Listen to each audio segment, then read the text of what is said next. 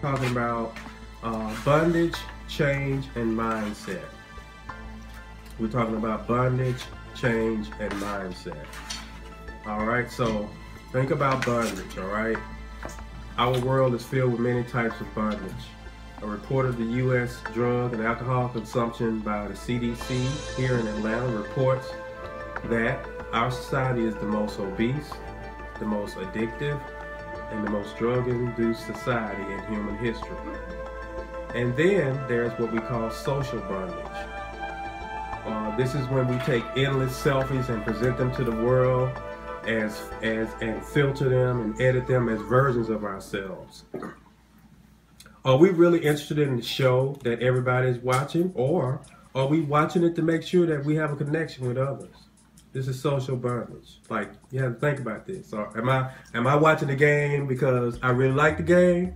Or am I watching it because I want to make sure that I'll be able to talk to everybody?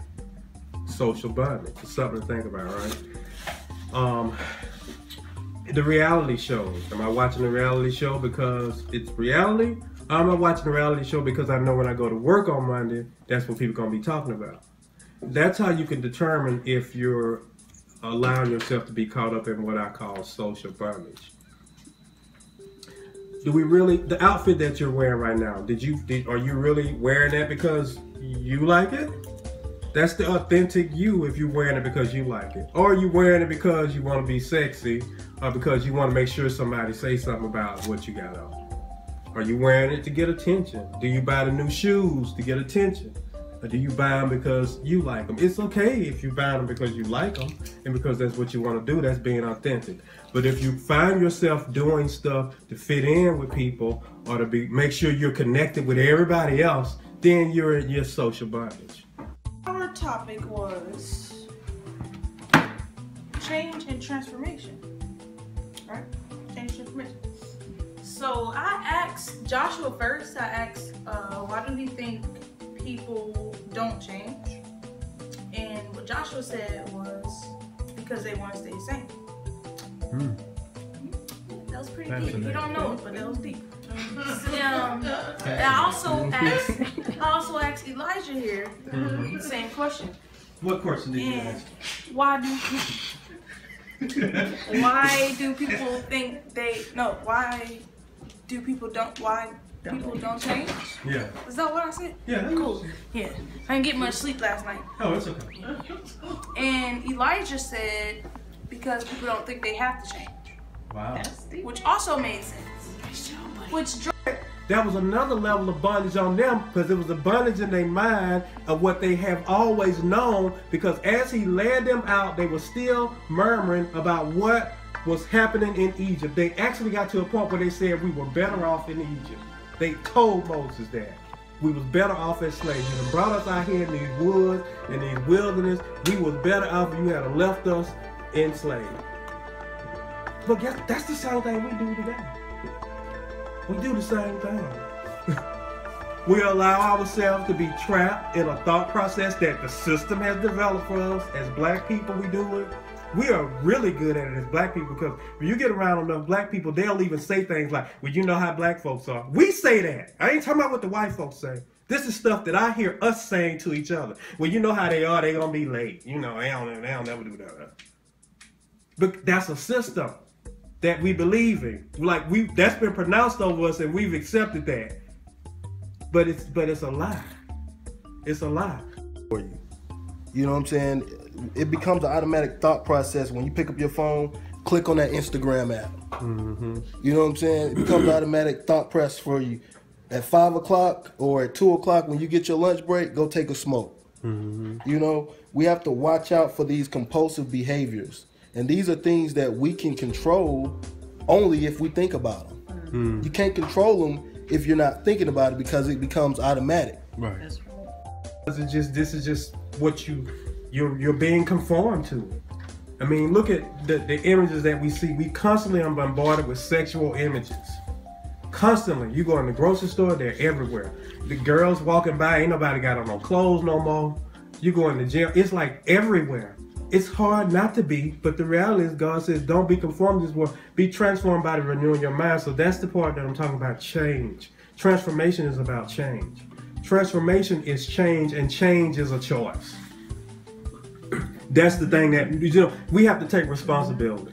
You know, change is a choice. Like if you're gonna be what everybody said you are, then that's you being conformed. Actually, if you want to be who you are, you have to choose. You have to make a choice. Here. Hmm. Hold on 1 second. Hallelujah.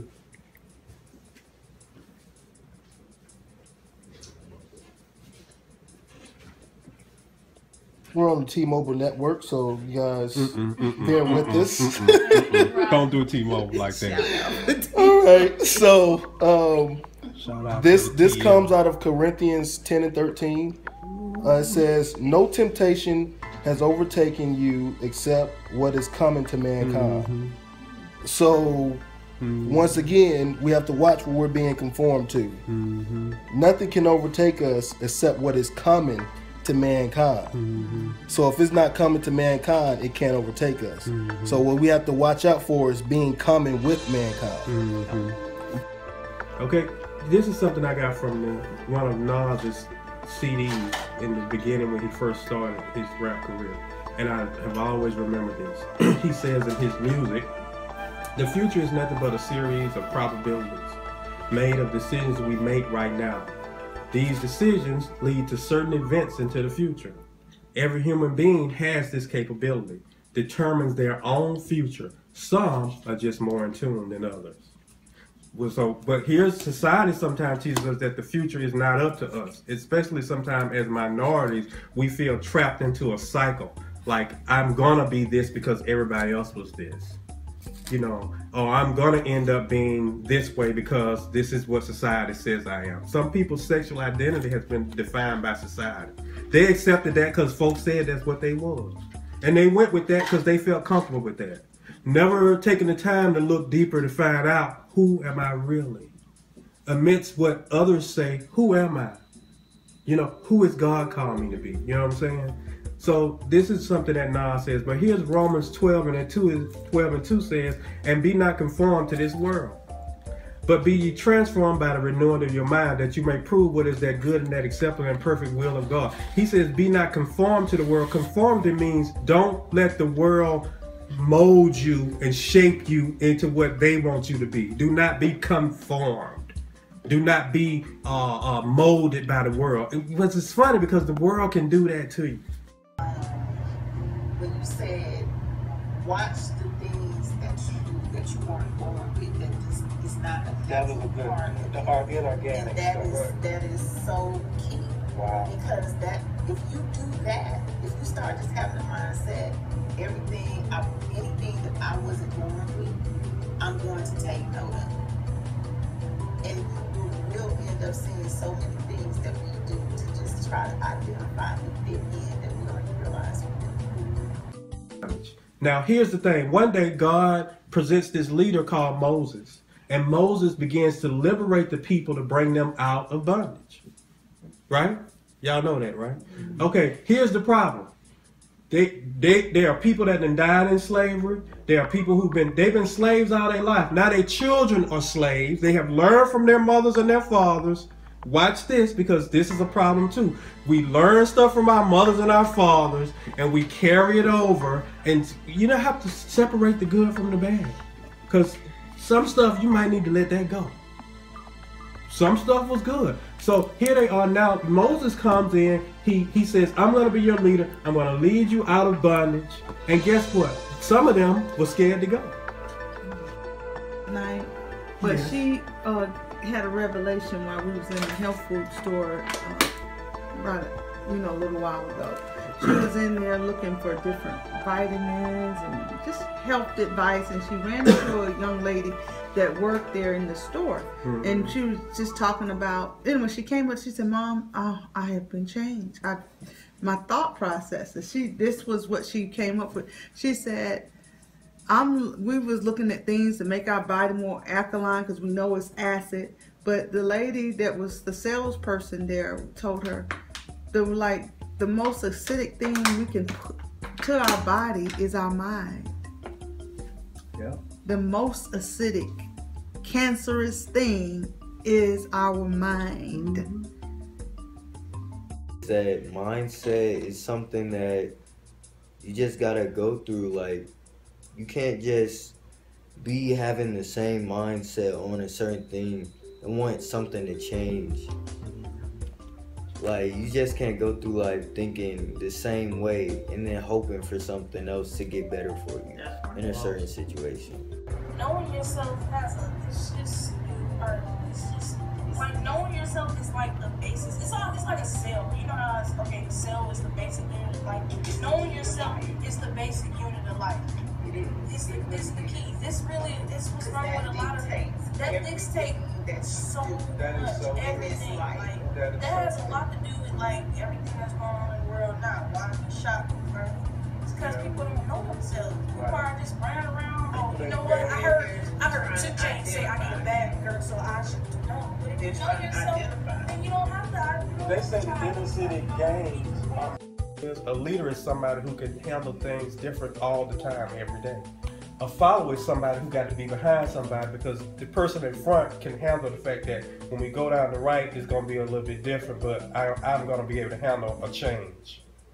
A leader can handle this constant, the unexpected coming up next. A follower needs somebody behind them to say, it's okay, we're going to turn right here. Watch your feet, there's a hole there. A lot of people need somebody to tell them that it's a hole right there, watch your feet.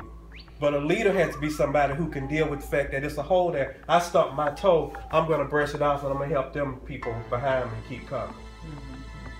Change is a choice. And like, that's cool. Change is something like you don't have to go through, but you should go through it. Why should you? Because like if you're like bad, you should like try to change that way and go to like good ways.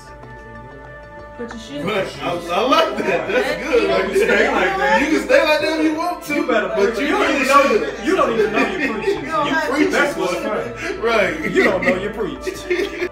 We are dealing with that. The battle has slipped into a realm of the spirit. So we got to realize that we're fighting a war against our thinking. Bottom line, period. End of story. The fight is against your mindset. And if we allow God to transform our mind, which is a process, it don't happen overnight, He will show us. Now this is the final point. God has a vision inside of us. It's a vision of greatness. It's a vision to be somebody important. It's a vision to do some great things. But we have to be willing to fight for it.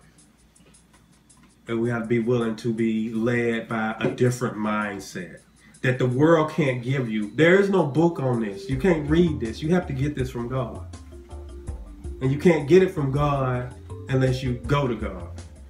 And as much as your mama can try to help you, she can't help you with this. This is the part that raising children, we can do all we can, but you got to do this to get it.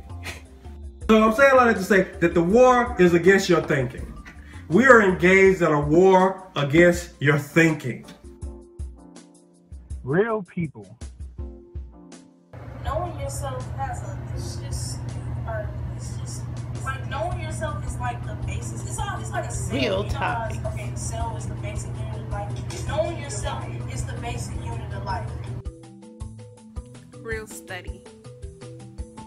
Oh God, the first thing you do is say, put on the helmet of salvation. Why he tell you to do that first? Because you need to cover your head first. Because your head is the one everybody is after. Reality Bible Study is coming to a home near you. The Internet Church is a global, non-denominational online ministry. Enter the net.